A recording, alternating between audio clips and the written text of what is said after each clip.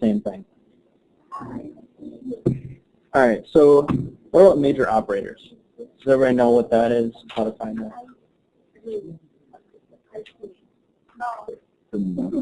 It's usually on the symbols, right? Right. And it's like the last one, or like the one closest to the end or something like that. Yeah, it's, the way we said it was the operator that's last introduced.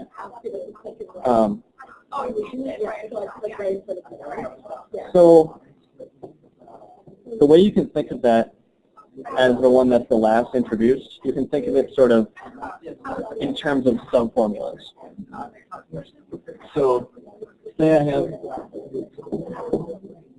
this formula here, A wedge B, triple bar, C dot D.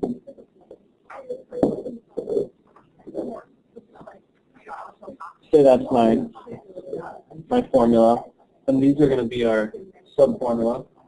And if you do it in order, you can find the major operator really easily.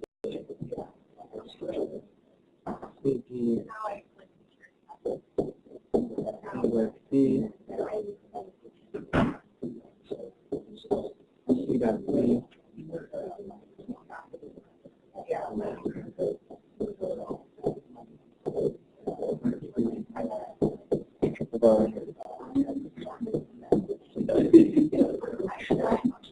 Okay, so that's our subformula of this formula. Now we can find out and see that the major operator is going to be the triple bar here, because if you look back, that's the last one that was introduced. The triple bar was never introduced until the very last one, so we know that that is a major operator. So that's one tip if you're having trouble finding what the major operator is in a particular formula. Another tip is that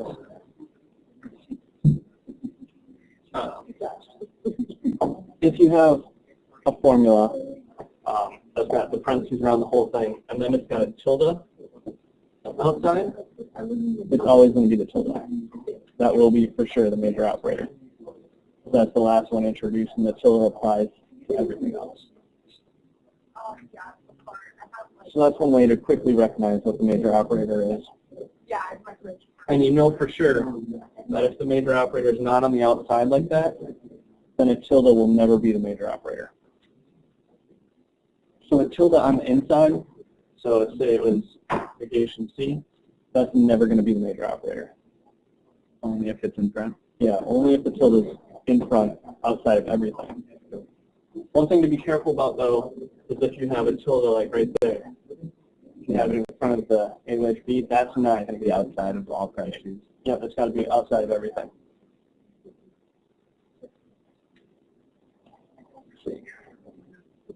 And then another way to sort of think about a major operator is if the operator sort of splits everything into two. So if you can look at it as this is one side, that's another side, then that's going to be the major operator. But if the operator that you're looking at and think, if it's maybe the major operator, so you think maybe the wedge is the operator, you know that it's not going to be because it only gets the B, and it doesn't get everything else there.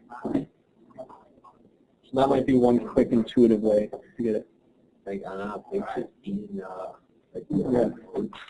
like on the third example, like if it was like third horseshoe, Y would be third horseshoe. Okay. So the third example, third horseshoe there? Yeah. Okay, so we know it's not a tilde because there is none there. Yeah. So you know that's going to be the third one because that first horseshoe only applies to the A on the left and then the B wedge C. And it doesn't capture the rest. And you know that because of the parentheses. The parentheses sort of stop it there. Does that make sense? Yeah. And then the second one only applies to the C and the B. Yeah, so if you're having kind of trouble, if there's a problem that's kind of confusing on the test, write out the subformulas real quick in order and you'll find it.